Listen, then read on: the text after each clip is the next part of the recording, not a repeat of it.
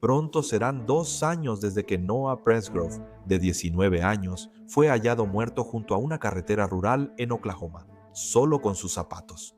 Esto ocurrió minutos después de una ruidosa celebración del Día del Trabajo con amigos. Mientras la batalla legal entre la familia de Noah y sus amigos se intensifica, el mejor amigo de Noah presentó documentos afirmando que quizá Noah causó su propia muerte. Bienvenidos a Sidebar de Law and Crime, soy Jesse Weber. El fin de semana del Día del Trabajo se cumplen 2 años desde que una fiesta en Oklahoma terminó abruptamente cuando un asistente desapareció y fue hallado por un camionero en un camino rural cerca de la casa donde celebraban un cumpleaños. Se trata de Noah Presgrove, de 19 años, identificado como Noah Nichols en documentos legales. Fue encontrado muerto junto a una carretera. Esto fue en Terrell, Oklahoma. Según informes, estaba en posición fetal, desnudo, solo con zapatos desiguales. Algunas de sus joyas e incluso sus dientes estaban esparcidos cerca. Sus heridas eran impresionantes. Cuello roto, cráneo partido y varios dientes rotos. Y Noé, quien es una estrella del deporte en Comanche, Oklahoma, se había graduado de la preparatoria unos meses antes. Según se informa, planeaba unirse al ejército junto con su primo. Esto según entrevistas de sus familiares con la revista People. Tenía toda su vida por delante. Y ahora tienes esto. Una autopsia documentó las horribles lesiones de Noé, pero no proporcionó mucha información sobre qué pudo haber causado el daño a su cuerpo. Aunque su familia cree que fue golpeado hasta morir y abandonado en el camino, la patrulla de caminos de Oklahoma no investiga el caso como asesinato. Anteriormente, han catalogado la situación como sospechosa en declaraciones públicas, pero realmente no han proporcionado mucha información en absoluto. Nadie ha sido arrestado ni acusado en relación con la muerte de Noé. Frustrados por la falta de información de las autoridades, la familia de Noé demandó por muerte injusta a varios presuntos involucrados en la fiesta, buscando al menos $75,000. Además de la compensación monetaria, la familia de Noé busca saber más, conocer detalles de la noche en que murió, forzar declaraciones, obtener pruebas y descubrir más. Quizás sean las declaraciones de los amigos de Noé y de las autoridades las que aporten esa información. Y como mencioné, hay muchas personas conectadas a este caso, y la demanda nombró a 7 personas y una corporación. Ninguna de estas personas ha sido acusada penalmente, solo se mencionan aquí. Ellos son Avery Joe Combs, también llamada Avery Joe Newton, la cumpleañera que fue coanfitriona de la fiesta. Jack Newton es el mejor amigo de Noah desde la infancia. Caleb Newton, padre de Jack, acusado de permitir que su hijo y otros usaran una cuatrimoto estando intoxicado. Carter Combs, hermana de Avery Joe y novia de toda la vida de Jack, anunció junto a él en redes sociales que esperan un hijo. Está Stevie Howard, la mamá de Avery Joe y Carter, quien aparentemente era dueña del remolque donde tuvo lugar gran parte de la fiesta. Está Johnny Trouts Wilcoxon Jr., dueño de la propiedad del remolque. Está Logan Jernigan, otro amigo que organizó la fiesta.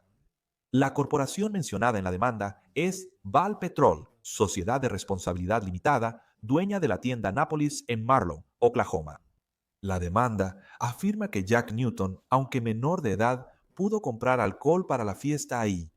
Y la demanda también menciona a John o Jane Doss de la A a la Z, lo que significa que son personas aún no identificadas que pudieron haber estado involucradas en la muerte de Noah y que podrían ser responsables, quienes podrían ser nombrados como acusados en el futuro.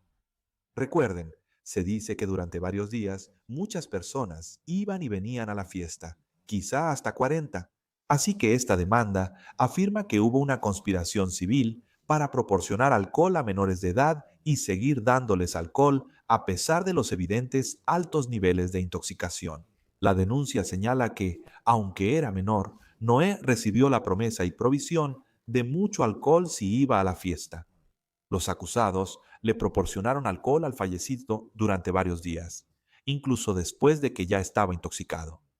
En la fiesta, Caleb Newton dejó que el fallecido usara su vehículo todoterreno estando ebrio.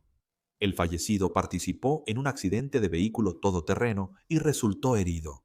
Ahora, según se informa, los amigos dijeron que el vehículo todoterreno simplemente se volcó, que Noah realmente no resultó herido. En realidad, solo estaba sucio. Carter y otra chica supuestamente lo ayudaron a bañarse. Según el Daily Mail, después le dieron unos shorts de baloncesto de Jack para que se los pusiera. Cito, hacia el final de la fiesta, se vio a los acusados, Jack Newton y Avery Howard, discutiendo verbalmente con el fallecido. Según el Daily Mail, Noah aparentemente quería ir a dormir en la cama de Avery, pero ella dijo que tenía que dormir en el piso. Y afirman que Noah se fue apresurado. Estaba enojado, presumiblemente saliendo para tranquilizarse. Y según se informa, esa fue la última vez que lo vieron. Cito, alrededor de las 3:41 am. El 4 de septiembre de 2023, varios asistentes notaron que el sedent ya no estaba presente en la fiesta. Las 3:41 de la mañana es una hora muy específica. Está relacionado con una foto de Snapchat publicada por otra mujer en la fiesta, Yasmín Milán. Y en ella tiene como una sonrisa aparentemente incómoda. Y el pie de foto dice, bueno, Noah está desaparecido. Milán luego comentó sobre la foto en Facebook, aclarando que era una broma y que desconocía que Noah realmente había sufrido algo malo. 2 horas después de que se tomó, o debería decir, se publicó esa foto, el cuerpo sin vida de Noah fue encontrado a 1 kilómetro de distancia del lugar de la fiesta, junto a la carretera. La demanda dice que el fallecido fue golpeado hasta morir por uno o más acusados. Para aclarar, la denuncia no indica quiénes habrían estado involucrados en la supuesta golpiza. La denuncia sigue. Los acusados no cumplieron sus deberes al darle alcohol al fallecido, continuar sirviéndole pese a su evidente intoxicación, conducirlo en un vehículo todoterreno bajo los efectos del alcohol y vender alcohol a un menor que lo compró para el fallecido. Ya sea intencionalmente o accidentalmente, los acusados mataron al fallecido. Esa demanda se presentó en junio. En julio, un juez aprobó una citación que exige que la Patrulla de Caminos de Oklahoma entregue documentos relacionados con la muerte de Noah. El Comanche Times informa que el expediente de la investigación contiene una gran cantidad de información, incluyendo todas las pruebas fotográficas, de audio y video, declaraciones de testigos y cualquier análisis de laboratorio o hallazgos forenses. Y luego, a principios de este mes, algunos de los acusados respondieron a la demanda con lo que se llama una contestación. Las presentaciones provinieron de Val Petrol, así como de Caleb y Jack Newton. Hablaremos de esto porque la mayoría de las presentaciones de los Newton responden a las acusaciones de la demanda original. Eso es lo que ves en una respuesta. Es como confirmar información, afirmarla, negarla, decir que necesitas más información. Así que eso es lo que ves a lo largo de todo. El documento indica que los demandados admiten que Noé Nichols residía en el condado de Stevens en septiembre de 2023, según el primer párrafo de la petición del demandante. Los demandados niegan todas las acusaciones línea por línea, ocupando casi 11 páginas. Pero al final del documento, los demandados, Caleb y Jack Newton, presentan 8 defensas afirmativas que, según ellos, podrían usarse para demostrar que no son responsables. Ellos no causaron la muerte de Noé. Para hablar de los recientes sucesos legales y cómo allegados se enfrentan el aniversario de Noé, doy la bienvenida a 2 invitados especiales. Estoy acompañado por el abogado Perry Falak y Nick White, reportero de investigaciones de dailymail.com en Estados Unidos. Gracias por acompañarnos. Nick, comienzo contigo. Antes de que entremos en los documentos legales, solo quiero hablar sobre el caso y la investigación en general, porque es uno de esos misterios que realmente te atrapan. No te suelta. Es bastante perturbador. ¿Has hablado con algún familiar, amigo o personas involucradas en el caso?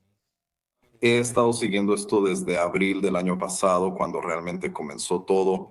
Quiero decir, de alguna manera nosotros fuimos quienes creamos la atención nacional sobre esta historia. Antes de eso, era algo muy local. Ese ha sido mi alcance en Dan. Desde entonces he hablado con decenas de personas. He hablado con algunos miembros de la familia, con personas que son amigos relacionados con el caso, con algunas personas que realmente estuvieron ahí en ese momento y estuvieron involucradas y con algunos de los testigos. Así que hay muchas personas con las que se habló principalmente el año pasado, porque esta historia, pues no pasaba nada desde probablemente finales del año pasado hasta que se presentó la demanda en junio. Así que mucha gente ha estado cargando con esto por casi 2 años, como dices. Pero a medida que avanzaba, la gente estaba menos interesada en hablar del tema porque querían seguir adelante y se dieron cuenta de que quizás, especialmente en cuanto se empezó a hablar de la demanda a principios de este año, antes de que se presentara oficialmente, era mejor no hablar demasiado en público. ¿Y qué fue lo que más te llamó la atención de eso? Hay tantos involucrados en este caso, pero ¿qué fue lo que más te llamó la atención? ¿Qué tema principal notabas en tus conversaciones con las personas involucradas en este caso? Realmente depende de con quién hables. O sea, todos tienen una opinión sobre cómo murió y en realidad nadie lo sabe, excepto las personas que puede que estuvieran ahí cuando ocurrió. Hay muchas posibilidades diferentes que se han investigado. O sea, la primera fue que lo atropelló un camión y esa se descartó bastante rápido. Algunas personas cercanas al caso, incluidos sus amigos, aún creen que eso es posible. Creo que es porque absuelve a cualquiera de la culpa, excepto al propio Grove. Hay muchas teorías. Hay muchísima gente, especialmente personas que son locales en el pueblo o de la familia. Como viste en la demanda, su teoría es que lo golpearon hasta matarlo, ya sea deliberada o accidentalmente, pero dejan abierto si hubo intención de matarlo. Pero otras personas dirán que se cayó del costado de un camión. Así que hay muchas teorías diferentes que están circulando, mucha hostilidad que ha estado como hirviendo, principalmente en grupos de Facebook durante todo este tiempo. Y realmente, una vez que hubo atención nacional sobre esto, mucha gente, supongo, salió de la nada para hablar al respecto. Mucha gente que no estaba involucrada en el caso estaba hablando al respecto. Y llegamos a esta situación de mucha presión, donde había como dos bandos al respecto, porque es casi como si la familia, si mucha gente del pueblo y personas al azar interesadas en el caso estuvieran todos alineados diciendo que los amigos que estuvieron en la fiesta saben demasiado. Quizá vieron algo y lo esconden. Tal vez fueron ellos. Y tienen la posibilidad más siniestra, una idea de cómo pudo haber sucedido. Mientras que, por ejemplo, en mis conversaciones con, digamos, Jack Newton, con quien hablé el año pasado, y algunas de las otras personas que estaban con los padres y demás, todos dicen, bueno, mira, no sabemos, no estábamos ahí. Jack asegura que durmió desde la 1:30. Noah no desapareció hasta 1:30 o 2 horas después. Solo lo encontró en la carretera al salir a las 6 de la mañana. Así que esa es su declaración, que no sabe qué pasó, pero no puede pensar en nadie que tuviera una razón para matarlo o incluso golpearlo hasta el punto de que muriera. Así que hay como mucha hostilidad de parte de la gente diciendo, mira, si no sabes, si sabes lo que pasó, ¿por qué no nos lo dices? Ellos decían que no sabían qué pasó, así que no podían decirme. Ese ha sido el conflicto durante los últimos 18 meses. Perry, antes de que entremos en esta respuesta, ¿qué opinas de la demanda en general? Creo que es una demanda única desde la perspectiva de, y veo mucho de tu otra cobertura y la cobertura previa sobre esto de Law and Crime. Y creo que es cierto que, ya sabes, como no se presentaron cargos penales y no hay una investigación criminal en curso, la familia sintió que esta era su mejor opción para obtener información. Y algo que me pareció interesante es que, y no sé cómo sea en Oklahoma, pero generalmente en una demanda civil no tienes que especificar una cantidad exacta de dinero por la que estás demandando. Los $75,000 me llamaron la atención porque me parecieron muy bajos dadas las circunstancias y posibles daños en este tipo de demanda. Tiene sentido, ya que esta familia perdió a su hijo en circunstancias sospechosas y solo busca información. Así que desde esa perspectiva, lanzar una red amplia, demandar a numerosas personas, lo que potencialmente te permitiría tomar múltiples declaraciones de los acusados, tiene sentido desde ese punto de vista, y no es algo que veas todos los días. A veces una demanda da la información que la gente busca. Así que quiero hablar sobre algunas de las defensas afirmativas más interesantes que se presentaron en este expediente, o tal vez defensas. La número uno, la demanda no presenta una reclamación válida para conceder un remedio. Así que básicamente, incluso si tomas todo como cierto, no hay causa de acción aquí. No hay un argumento razonable para obtener ningún tipo de daños. Segundo, el difunto fue negligente y eso causó o contribuyó directamente a su accidente y daños, si los hubo. La negligencia del difunto es mayor que la del acusado. Por lo tanto, el demandante no puede recuperar los daños que reclama, similar al punto 4 de la lista. Los acusados no tenían ningún deber de cuidado hacia el difunto. Perry, en serio, cuando lo leo de un documento legal, ¿qué opinas de esas tres defensas? No se presentó una demanda válida, no tenían un deber. Él contribuyó a su propia negligencia. Primero quiero aclarar qué son y qué no son las defensas afirmativas, ya que a veces se manipulan en casos de alto perfil. Entiendo por qué se manipula de esta manera, y los abogados de los demandantes también lo harán y lo usarán a su favor cuando puedan en un caso de alto perfil. Una defensa afirmativa es cuando el acusado reserva sus derechos. Y algo que me pareció interesante aquí, que no sé si alguna vez lo había visto antes, al menos no lo he visto en un caso de Nueva York, es que el último párrafo de las defensas afirmativas que estos abogados incluyeron en la respuesta explica muy claramente qué son las defensas afirmativas, que están reservando sus derechos para que no se pierdan. Si no incluyes estas defensas afirmativas en tu respuesta, puedes perder el derecho a usarlas después. Y ellos afirman en la última oración que las retirarán en el momento apropiado, lo cual generalmente sería justo antes del juicio o después de que se haya presentado toda la evidencia. Así que normalmente, como abogado del demandante, no suelo reconocerle nada a un abogado defensor, pero sí creo que es inteligente poner eso aquí para dejar claro que, oye, no estamos culpando al demandante como tal.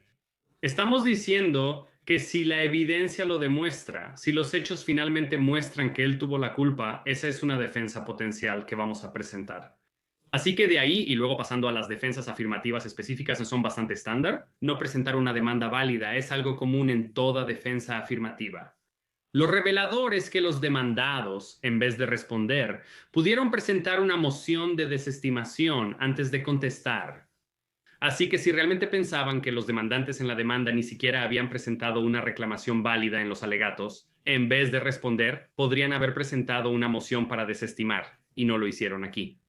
La segunda es más interesante porque en Oklahoma tienen lo que se llama una regla de negligencia comparativa modificada o regla del 50%, donde se dice que si un demandante es considerado 50% o más responsable, no puede recuperar.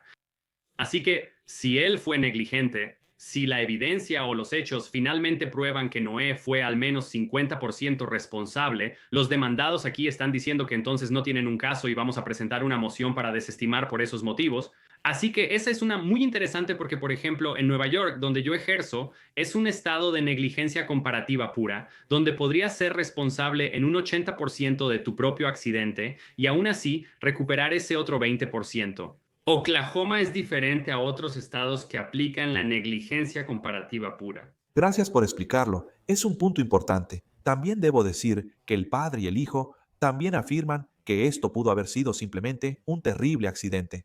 Dice que el accidente fue un accidente inevitable, una desgracia, una mala fortuna que ocurrió sin negligencia por parte de los acusados. Vas al número 5. Los acusados en todo momento relevante ejercieron el cuidado ordinario para prevenir lesiones a sí mismos y a otros, y tenían derecho a asumir que el fallecido obedecería la ley. Ahora, Perry, antes de ir contigo, Nick, basado en estas defensas, ¿algo de esto concuerda con lo que has visto en tu investigación sobre lo que pudo o no haber ocurrido? Como ya mencioné, hay varias opciones sobre lo que realmente pasó. Y como las únicas personas que saben son las que estuvieron ahí, que pueden o no ser Jack y Caleb, Caleb afirma que él nunca estuvo ahí. Ha dicho, no sé por qué estoy involucrado, nunca estuve ahí. Y también afirma que la cuatrimoto básicamente era propiedad de Jack, aunque tal vez legalmente él la poseía. No estoy seguro. La vendieron el año pasado. Y entonces ellos, básicamente, ellos están diciendo que, mira, muchas cosas no le pudieron pasar, le pudieron haber pasado. No lo sabemos. Pero de cualquier manera, no es nuestra culpa. Y veremos qué pasa con la evidencia ahí. Porque ahí, y muchos de los otros básicamente se han mantenido durante todo el tiempo. No saben qué le pasó, se fue y no lo vimos más. Pudo pasar cualquier cosa, pero no tuvimos nada que ver. Básicamente dicen que no tenemos nada que ocultar. Pero ya sabes, nosotros no tuvimos nada que ver con eso. ¿Correcto? Perry, algo que me llamó mucho la atención de esa última parte es que muchas personas en la fiesta eran menores de 21 años. Estaban bebiendo mucho. Cuando hablas de ejercer el cuidado ordinario, ¿verdad? Todos los acusados ejercían el cuidado ordinario para evitar lesiones propias o ajenas y podían asumir que los demás cumplían la ley. ¿Eso te parece exagerado? ¿Lo estoy viendo de la manera correcta? Bueno, depende. Primero que nada, revisé la ley de Oklahoma y realmente no, sí tienen una ley de anfitrión social que aplicaría para beber alcohol o servir alcohol a menores de edad, pero no me parece que exista una responsabilidad civil equivalente a esa ley cuyas sanciones son principalmente penales. Así que, y creo que eso es revelador, porque no creo que en esta demanda la herencia del demandante haya presentado algún tipo de acción bajo la ley de anfitrión social. Lo intentaron, están alegando una conspiración civil y creo que tal vez están tratando de encajarlo ahí. También podría encajar bajo negligencia, pero eso solo aplica a quienes tienen un deber adicional. Así que esos serían los dueños de la casa, los padres, personas que estaban, ya sabes, en una posición de responsabilidad por la ubicación de la fiesta. Por eso, ya sabes, en la demanda nombraron a los Combs, nombraron a la madre que tenía su remolque en la propiedad, porque esas personas están en una posición en la que sí tienen un deber de cuidado hacia las personas que invitan a su propiedad y sí tienen un deber de cuidado ordinario. Ahora estamos hablando de Caleb y su papá. Si su papá no tenía propiedad de esa propiedad y estuviera o no en la fiesta, realmente no tiene un deber hacia Noah desde ese punto de vista. Ahora, el deber solo puede surgir de este vehículo todoterreno, quién era el dueño y si el accidente contribuyó o no a su muerte. Así que quizá ahí haya conexión. Y en esta etapa, antes de que ocurra cualquier descubrimiento, básicamente lo que alegan en la demanda debería ser suficiente. Aunque no me sorprendería si algunos de los otros acusados, cuando finalmente respondan a la demanda, presentan al menos una o más mociones previas de desestimación de las que mencioné antes, en lugar de simplemente responder, incluso si esas mociones de desestimación no buscan eliminar todo el caso, sino tal vez solo reducir algunas de las reclamaciones o eliminar ciertas acusaciones que en esta etapa no tienen suficiente respaldo fáctico. Así que sí creo que hay algo ahí, ¿no? Dependiendo del acusado y de cuál era su responsabilidad hacia Noé. Y especialmente si eres un adulto y estás en una fiesta así, donde sabes que hay personas bebiendo, pero hay menores de edad, sí tienes un deber hacia esas personas.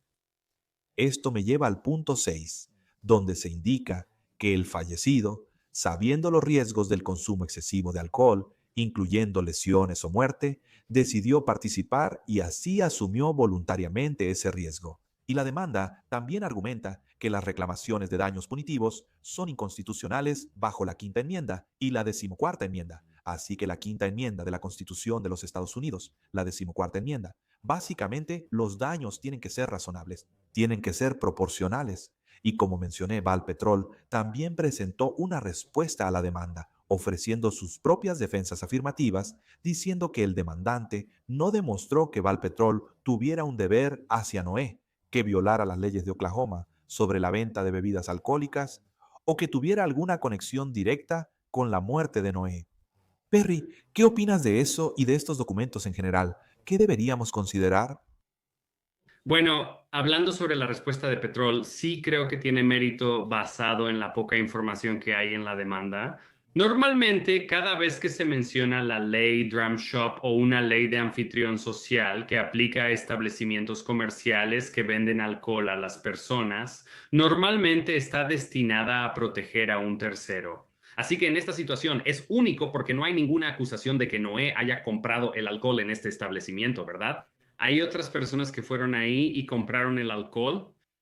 Esas personas, entonces se trata de cuán ebrias estaban esas personas y luego causaron daño a una tercera persona.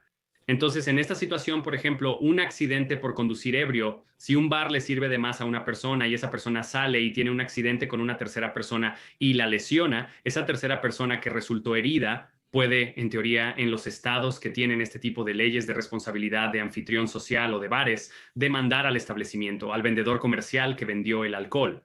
Eso no es realmente lo que tenemos aquí. Noah estaba consumiendo alcohol voluntariamente según todos los testimonios.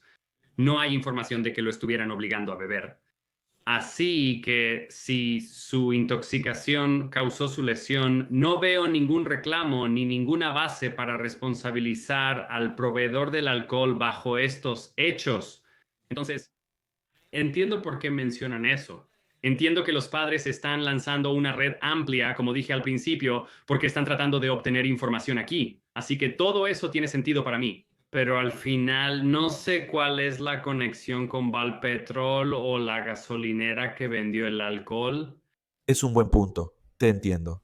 Nick, para concluir aquí, regresando al tema, ¿cuál ha sido la postura de las autoridades? ¿No están investigando esto como asesinato? Corrígeme si me equivoco. ¿Y qué deben hacer las personas si sienten que tienen información que podría ayudar en una investigación de alguna manera? ¿Cuál es la postura de las autoridades actualmente? ¿Qué recomendarías a quienes tengan más información? Las autoridades han sido muy reservadas en la investigación. Diría que inusualmente reservadas si lo comparo con otras investigaciones de muertes, ya que básicamente no han revelado nada hasta que los medios, en conjunto, los obligaron a publicar el informe de la autopsia meses y meses después de lo que normalmente se haría público o ni siquiera se lo proporcionaron a la familia, lo cual no hicieron. Han dicho que no lo están investigando como un asesinato y eso se puede interpretar como que no han descartado el homicidio involuntario, pero depende de lo que quisieron decir cuando dijeron eso. También podrían estar asumiendo que fue un accidente. Pero no hay una forma real de saberlo porque no nos lo dicen. No se lo dicen a nadie. Han cambiado de investigadores desde entonces. Así que es muy difícil saber en qué están pensando y cuánto han trabajado en esto. Han dicho que, ya sabes, seguimos trabajando en esto, sigue siendo una investigación abierta cada vez que les preguntas, pero no te dicen nada nuevo ni ningún avance al respecto. Así que es difícil saber cuáles son sus verdaderos pensamientos, más allá de que no creen que haya sido un asesinato. La familia no está de acuerdo con esto y tampoco muchas personas que han estado siguiendo el caso. Eso es solo hasta donde la policía ha llegado con sus hechos. Sí, así que no sé, es difícil saber qué está pasando realmente por sus cabezas. Y si la gente tiene más información, se les insta a dónde ir o qué hacer. Sí, Cada vez que esto ha salido, la familia ha suplicado información durante mucho tiempo. Pueden llamar a la patrulla de carreteras de Oklahoma y decirles lo que saben, lo cual en realidad eso debió haber pasado hace casi 2 años. Pero si tienen algo que les pesa, entonces quiero decir, este es realmente el momento antes de que esta demanda potencialmente se salga de control. Perry Falak, Nick White, gracias por venir, se los agradezco. Y eso es todo lo que tenemos para ustedes por ahora aquí en Cidebar, amigos. Muchas gracias por acompañarnos. Y como siempre, por favor, suscríbanse en YouTube, Apple Podcasts, Spotify o donde sea que escuchen sus podcasts. Yo soy Jesse Weber. Les hablaré la próxima vez.